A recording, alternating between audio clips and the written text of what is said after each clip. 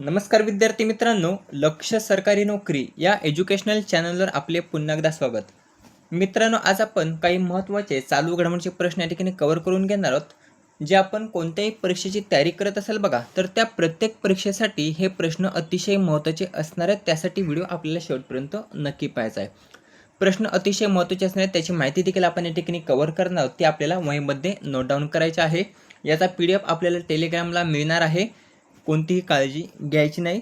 Video आवडत असेल तर आपल्याला लाईक करायचं आहे, चॅनलला सबस्क्राईब करून घ्यायचं आहे. दररोज सकाळी 6 वाजता आपल्याला रेग्युलर व्हिडिओ आता प्राप्त होणार आहेत. लक्ष सरकारी नोकरी, त्यासाठी चॅनल जॉईन करायचं आहे, टेलिग्रामला देखील आणि यूट्यूबला देखील. प्रश्न पाहूयात, माहिती देखील भरपूर आहे. पहिला प्रश्न आहे, 10वा ICC महिला T20 विश्वचषक 2026 खालीलपैकी कोणत्या संघाने जिंकला आहे? प्रश्न अतिशय महत्त्वाचा आहे.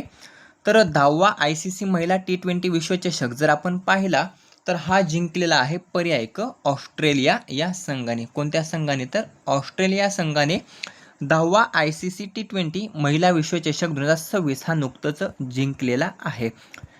थोडीशी माहिती आहे ती आपल्याला या ठिकाणी कव्हर करून घ्यायची आहे. आवृत्ती जर आपण पाहिली तर आवृत्ती होती 10वी. साईज कमी करूया. 10वी आवृत्ती आहे.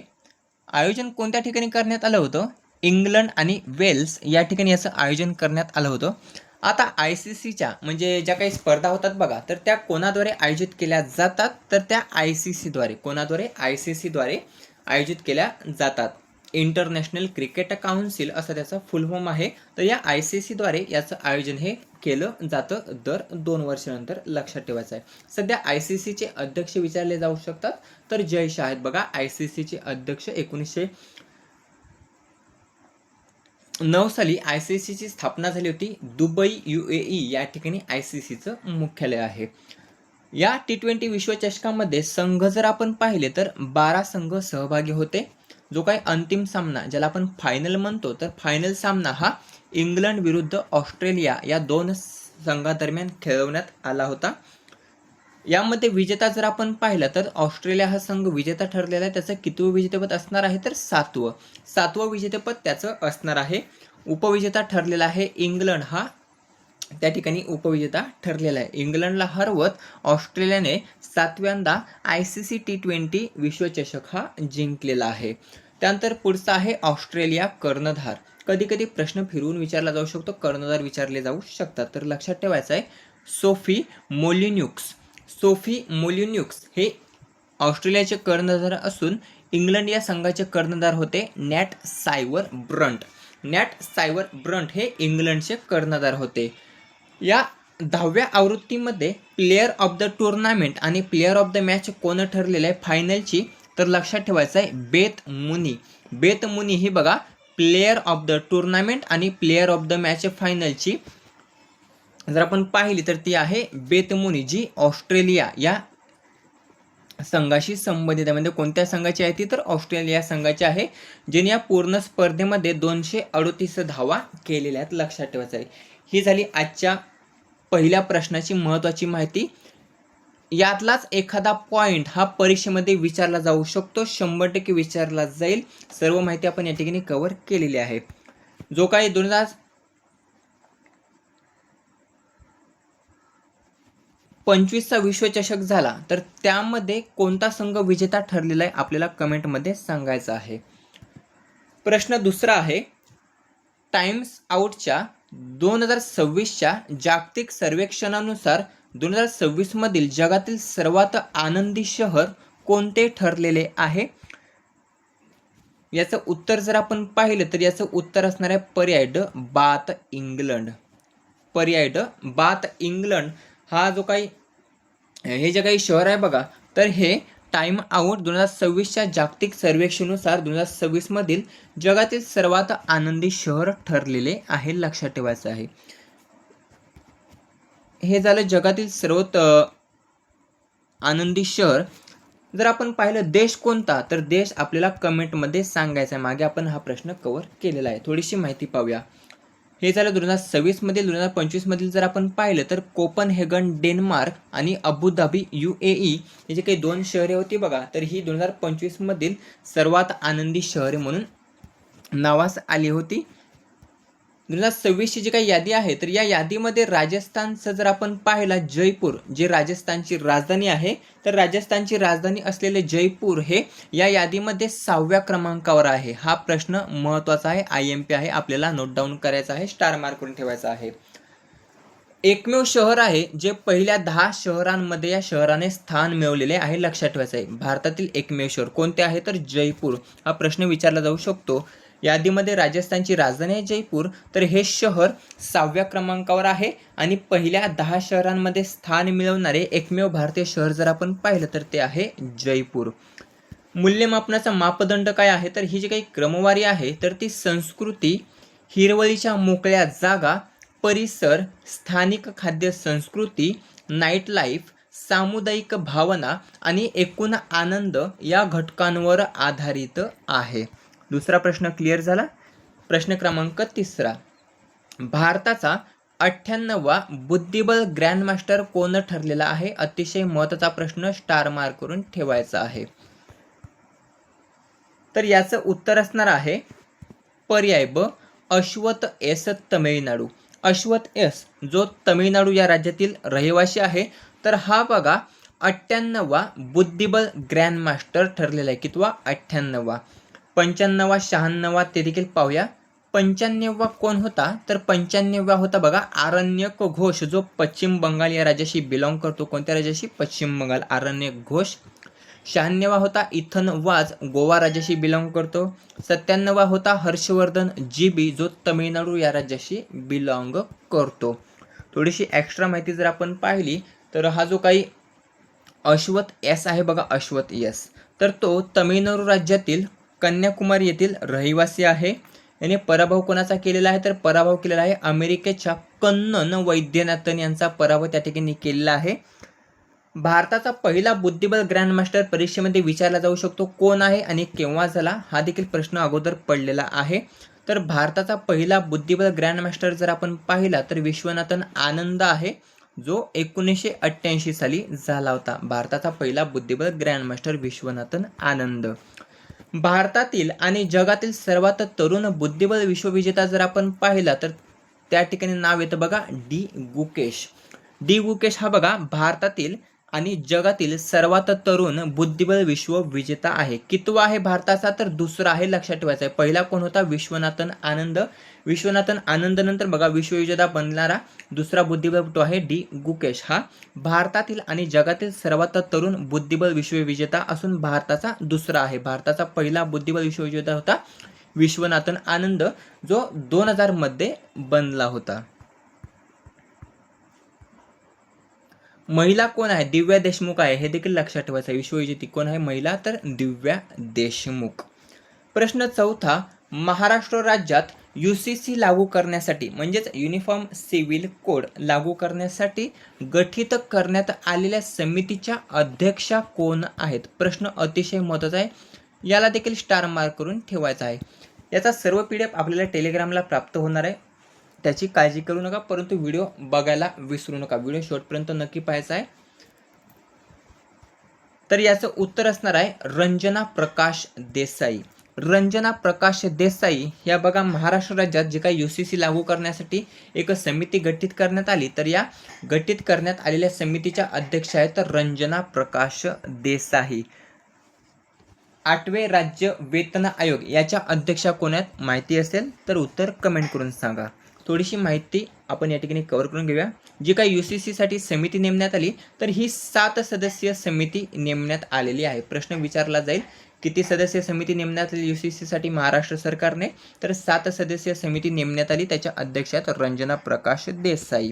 इथे पाहिलं बघा अध्यक्ष कोण आहेत तर रंजना प्रकाश देसाई. आता या कोण आहेत तर त्या आहेत सर्वोच्च न्यायालयाच्या निवृत्त न्यायमूर्ती आहेत रंजना प्रकाश देसाई. एक प्रश्न महत्त्वाचा भरपूर विचारण्यात आलेला आहे. समान नागरी कायदा लागू करणारे देशातील पहिले राज्य कोणते? तर समान नागरी कायदा लागू करणारे देशातील पहिले राज्य जर आपण पाहिलं तर उत्तराखंड उत्तर येतं. भरपूर जण सांगतात गोवा, परंतु स्वातंत्र्याच्या अगोदर भारताचं समान नागरी कायदा लागू करणारे राज्य आहे. आणि जर भारत स्वतंत्र झाला त्यानंतर जर आपण पाहिलं तर त्यानंतर उत्तराखंड हे आपलं योग्य उत्तर असणार आहे. लक्षात ठेवायचं आहे. तर समान नागरी कायदा लागू करणारे देशातील पहिले राज्य आहे उत्तराखंड. UCC फुल फॉर्म विचारला जाऊ शकतो, तर युनिफॉर्म सिव्हिल कोड असा UCCचा फुल फॉर्म आहे, ज्याला मराठीत म्हणतात समान नागरी संहिता. लक्षात ठेवायचं आहे. आता हे जे काही समान नागरी संहिता विधेयक आहे बघा, तर हे सादर करणारे पहिले 3 राज्य जर आपण पाहिले तर त्या ठिकाणी नाव येतं उत्तराखंड पहिलं, दुसरं राज्य येतं गुजरात आणि तिसरं राज्य येतं आसाम. लक्षात ठेवायचं आहे. कधी कधी पर्यायांमध्ये प्रश्न विचारला जाईल किंवा चढता क्रम लावायला प्रश्न विचारला जाईल. तर चढता क्रम आपल्याला लक्षात ठेवायचा आहे. पहिला आहे उत्तराखंड, दुसरा आहे गुजरात, तिसरा आहे आसाम. महाराष्ट्राचा कितवा क्रमांक येतो उत्तर कमेंट करून सांगा. पाचवा प्रश्न आहे, महाराष्ट्र शासनाने सर्व शासकीय दस्तऐवजांसाठी डिजिटल स्वाक्षरी कोणत्या तारखेपासून अनिवार्य केलेली आहे? तर महाराष्ट्र शासनाने सर्व शासकीय दस्तऐवजांसाठी डिजिटल स्वाक्षरी जर आपण पाहिली तर ती 1 ऑगस्ट पासून बघा अनिवार्य केलेली आहे. कोणत्या सरकारने? तर आपल्या महाराष्ट्र सरकारने. पुढील प्रश्न आहे, आशियाई रिले चॅम्पियनशिप 2026 मध्ये 4x400 मीटर भारतीय महिला संघाने कोणते पदक जिंकलेले आहे? तर आशियाई रिले चॅम्पियनशिप 2026 मध्ये भारतीय महिला संघाने जर पदक पाहिलं तर त्या ठिकाणी भारतीय महिला संघाने सुवर्ण पदक जिंकलेले आहे. कोणते? सुवर्ण पदक जिंकलेले आहे. थोडीशी माहिती पाहूया. भारतीय महिला संघाने कोणाचा पराभव केला? तर चीनच्या महिला संघाचा पराभव केलेला आहे आणि या ठिकाणी सुवर्ण पदक हे भारतीय महिला संघाने जिंकलेले आहे. याचं आयोजन कोणत्या ठिकाणी करण्यात आलं होतं? तर चीनमधील शांगजू या ठिकाणी याचं आयोजन हे करण्यात आलं होतं. 7वा प्रश्न आहे, ICC हॉल ऑफ फेम मध्ये समाविष्ट होणारे सौरव गांगुली कितवे भारतीय पुरुष क्रिकेटपटू ठरले आहेत? तर याचं उत्तर असणार आहे 10वे. पर्याय क 10वे पुरुष क्रिकेटर ठरलेले आहेत ICC हॉल ऑफ फेम मध्ये समाविष्ट होणारे. कितवे? 10वे भारतीय पुरुष क्रिकेटपटू ठरले आहेत. नाव काय आहे? सौरव गांगुली. कधी प्रश्न विचारला जाईल ICC हॉल ऑफ फेम मध्ये समाविष्ट होणारे 10वे भारतीय पुरुष क्रिकेटपटू कोण? तर त्याचं नाव आहे सौरव गांगुली. लक्षात ठेवायचं आहे. थोडीशी माहिती पाहूया. ICC हॉल ऑफ फेम मध्ये समाविष्ट होणारे भारतीय क्रिकेटर जर आपण पाहिले तर त्यामध्ये 10 पुरुष येतात आणि 3 महिला येतात. हे देखील लक्षात ठेवायचं आहे. पुरुष किती आहेत? 10 आणि महिला आहेत 3. एकूण किती जण हॉल ऑफ फेम मध्ये समाविष्ट झालेले आहेत? तर 13 जण समाविष्ट झालेले आहेत. त्याची लिस्ट पाहूया. पहिले कोण होते? बिशन सिंह बेदी 2009, त्यानंतर सुनील गावस्कर 2009, तिसऱ्यात कपिल देव 2009, चौथ्या आहेत अनिल कुंबळे 2015, पाचव्यात राहुल द्रविड 2018,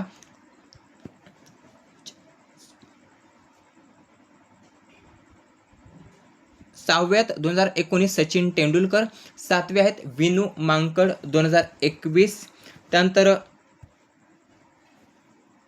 8वे आहेत डायना एडुलजी 2023, ज्या पहिल्या भारतीय महिला देखील आहेत. लक्षात ठेवायचं आहे. ICC हॉल ऑफ फेम मध्ये समाविष्ट होणाऱ्या पहिल्या भारतीय महिला कोण आहेत? तर त्या आहेत डायना एडुलजी. त्यानंतर येतात वीरेंद्र सेहवाग 2023, त्यानंतर येतात नीतू डेव्हिड 2024 आणि त्यानंतर येतात 2026 मध्ये सौरव गांगुली आणि महिला आहेत बघा अहुजा. हे देखील लक्षात ठेवायचं. त्यांची नावे या ठिकाणी घ्यायची राहिलेली आहेत. त्या पुढच्या याच्यामध्ये कव्हर करून घेऊया. 8वा आणि शेवटचा प्रश्न आहे, विम्बल्डन ओपन 2026 महिला एकेरीचे विजेतेपद कोणी पटकावलेले आहे? याबाबत काल एक प्रश्न आपण अपलोड केला होता. तो होता पुरुष एकेरीचा. इथे काय विचारलेलं आहे? महिला एकेरी. रिव्हिजन म्हणून आपण जर उत्तर पाहिलं तर पुरुष एकेरीचं विजेतेपद हे जॅनिक सिन्नर याने पटकावलेले आहे. कोणी? तर जॅनिक सिन्नर याने. सलग त्याचे दुसरे विजेतेपद असणार आहे. 2025 आणि 2026ला दोन्ही वर्षी विजेता जर आपण पाहिला पुरुषचा तर तो जॅनिक सिन्नर हा ठरलेला आहे. आणि इथे प्रश्न का विचारलेला आहे? महिला. तर महिला जर आपण पाहिली तर लिंडा नोस्कोवा ह्या झेक प्रजासत्ताकच्या असून यांनी बघा विम्बल्डन ओपन 2026 महिला एकेरीचे जे विजेतेपद जे आहे बघा तर ते या ठिकाणी पटकावलेले आहे. किती विजेतेपद असणार आहे, तर हे त्यांचे पहिलेच विजेतेपद असणार आहे, लक्षात ठेवायचं आहे. थोडीशी माहिती पाहूया. 2011 नंतरची पेट्रो किटोवा नंतर ती सर्वात तरुण विम्बल्डन महिला चॅम्पियनशिप ठरलेली आहे. 2011 नंतर पेट्रा क्विटोवा नंतर सर्वात तरुण विम्बल्डन महिला चॅम्पियन जर आपण पाहिली तर तिचं नाव आहे लिंडाना नोस्कोवा. पराभव कोणाचा केला, तर त्याच देशातील कॅरोलिना मुचोवा यांचा पराभव केलेला आहे, ज्या झेक प्रजासत्ताक म्हणजे त्याच देशाच्या आहेत. हे पहिलेच ग्रँड स्लॅम विजेतेपद असणारे मगाशीच आपण पाहिलं.